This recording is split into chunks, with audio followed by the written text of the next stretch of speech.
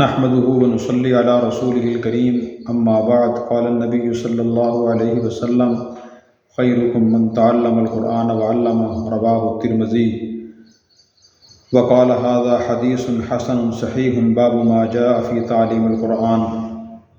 رسول کریم صلی اللہ علیہ وسلم نے ارشاد فرمایا، تم میں سب سے بہتر شخص وہ ہے جو قرآن شریف سیکھے اور سکھائے۔ اس حدیث میں آپ صلی اللہ علیہ وسلم نے ہر قرآن کریم سیکھنے اور سکھانے والے کو سب سے بہترین شخص قرار دیا ہے۔ قرآن سیکھنے والا وہ بھی ہے اور سکھانے والا جو ناظرہ قرآن کریم پڑھتا ہے یعنی سیکھتا ہے، اور وہ استاد جو کسی ناظرہ قرآن کریم پڑھنا سکھاتا ہے، اور یہ پہلا قدم ہے۔ دوسرا مرحلہ یہ ہے کہ کوئی شخص حفظ قرآن کریم کرے یعنی زبانی یاد کرے، اپنے دل و دماغ میں محفوظ کرے، اور وہ بھی سب سے بہتر شخص ہے اور پہلے سے بہتر ہے۔ اور دوسرا وہ قاری صاحب جو بچوں کو قرآن کریم حفظ کراتے ہیں، وہ سب سے بہترین شخص ہیں، اور دوسرا قدم یہ ہے۔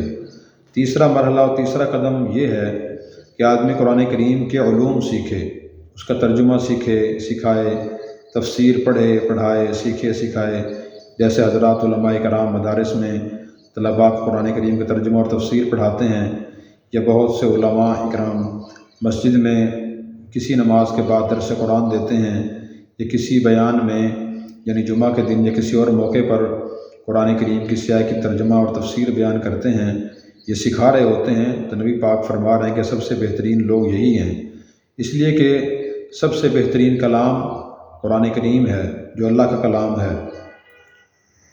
حدیث میں آتا ہے احسن الکلام کلام العلام، کہ سب سے اچھا کلام وہ ہے جو سب سے زیادہ علم والے یعنی اللہ تعالیٰ کا کلام ہے۔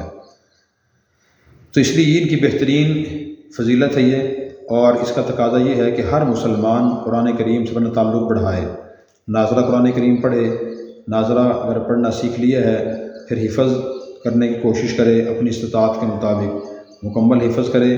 یہ مخصوص صورتیں مثلاً آخری 10 صورتیں جو نماز میں کثرت سے پڑھائی جاتی ہیں یا سنی جاتی ہیں، ان کو صحیح طریقے سے پڑھنا سیکھے۔